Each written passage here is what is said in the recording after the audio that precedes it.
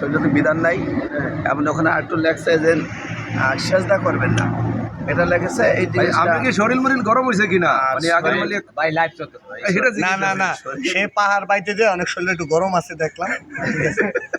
বাইতে যাই না শরীর গরম না, কিন্তু ওখানে অনেকটাই ভালো, দেওয়া নিষেধ। না না, কিন্তু আমি ওনাকে দেখছি যে আপনাকে আমি দেখলাম যে আপনি মোমবাতি নিয়ে শুধু আপনি পিছিয়ে ধরে নিয়ে, তখন আপনার অনুভবটা কি হয়েছিল? মোমবাতি না ধরেছে না, ওরা ব্যবসা করে, ওদের ব্যবসা। আমি বলছি না ভাই লাগবে না। আপনি কি মোমবাতি দিয়েছিলেন? না, আমি মোমবাতি কেন দেবো? আগরবাতি এটা কি দেওয়া যায়? না, এটা না যায়। আপনি জুতোটা রাখছিলেন কোথায়? আমার জুতো আমি ওখানে দেখলাম যে জুতো রাখার জন্য আপনি অনেকবার ওকে ওকে, আমরা এখানে শেষ করে দিচ্ছি। না না, জুতো আমার হেফাজত। সবাইকে ধন্যবাদ। সবাইকে ধন্যবাদ। আজকে শাহপুরান মাজার ঘুরে আসলাম। আসলে তো উনি পীর না, উনি ছিলেন একজন দায়ী, ইসলামী আন্দোলনের একটা সিপাহসালার। আজকে তার কবরগুলো ঘিরে বেদাতিরা দখলে নিয়ে গেছে। আমরা ইনশাল্লাহ ইসলামী রাষ্ট্র কায়েম করে এদেরকে এখান থেকে প্রতিরোধ করবো ইনশাআল্লাহ। দিন প্রতিষ্ঠার জন্য নিবেদিত ছিলেন। আল্লাহ তাদেরকে জান্নাতের উচ্চ মাকাম দান করুন। শাহপুরান বাজারে যা আছে সব ভণ্ডামি। অনেকেই যাইবেন না, অনেক সেরেকের কারবার হয়, সবসময় স্বাস্থ্যরা হয়ে থাকে। আমি আর জীবনে যাবি না। আচ্ছা, শাহপুরান শাহজালাল দুইটাই ঘুরছি, আলহামদুলিল্লাহ। তারা অনেক বড় ধরনের আল্লাহর ওলি ছিল, এদিক থেকে খুব ভালো লাগছে তাদের মাজারটা দেখে। তবে ওইখানে সব শিরিক বিদআত সব কিছু হয়, যেগুলো আসলে ইসলামের পরিপন্থী ওই সব কাজ ওইখানে হয়, এগুলো আমরা আসলে বরদাস্ত করি না। ইনশাআল্লাহ সামনে যদি জামাত ইসলাম ক্ষমতা আসে, এটার পূর্ণ সংস্কার করা হবে ইনশাআল্লাহ। জি ভাই বলছেন ওনার অলি ছিলেন। আমি বলবো এটা শুধু অলি ছিলেন না, এটা ছিলেন ইসলামের একজন দায়ী।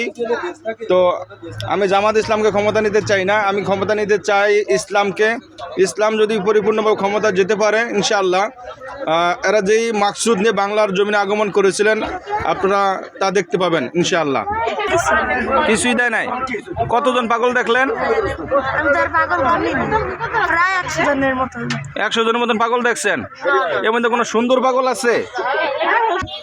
আসার অনেক ইয়ে ছিল, এরা ইসলামের জন্য বড় মানে খেদমতকার ছিল, ইসলামের একজন দায়ী ছিল। আশা করি এখানে কোনো যেন শিরকিয়াতি কোনো কাজ না হয়, এই আশাবাদ ব্যক্ত রাখলাম। আর আলহামদুলিল্লাহ এদের দ্বারা যে খেদমত হয়েছে, এই খেদমতের যা যা আল্লাহ পাক এদেরকে দান করুক। আমিন আমিন। কি দেখছো আব্দুল্লাহ, বলো। ভালো দেখছি। ওখানে আমরা শাহপুরানে গেছিলাম, ওখানে অনেক শেয়ার বিদাত আগে হয়েছে, ঠিক আছে, ওরা মুক্ত হয়েছে, ঠিক আছে। জি, আগে এটা আমার তার কাছে প্রশ্ন রইল, তার অনুমতিটা কি? জি বলেন। সম্মানিত দর্শক, আমার শ্রদ্ধাপ্রধান শিক্ষক জানতে চাইলেন আমার অনুমতি সম্পর্কে। আমি আমার অনুমতি সম্পর্কে এভাবেই বলবো যে 1203 মতান্তরে 1204 সালে এরা বাংলার জমিনে এসেছিলেন। এক হাতে কোরআন আর এক হাতে তরোয়াল নিয়ে অন্ধকারচ্ছন্ন দেশটাকে আলোকিত করার জন্য, ইসলাম প্রচার এবং প্রসারের জন্য তারা যা করে গিয়েছেন। কিন্তু আজকে আমরা দেখতেছি এদের মাজারে ঘুরে ঘুরে, তো এদের সিলসিলা এদের যে কাজগুলো ছিল সেই কাজের কিছুই তারা করছেন না, তারা শুধু বাণিজ্য নিয়ে ব্যস্ত আছেন।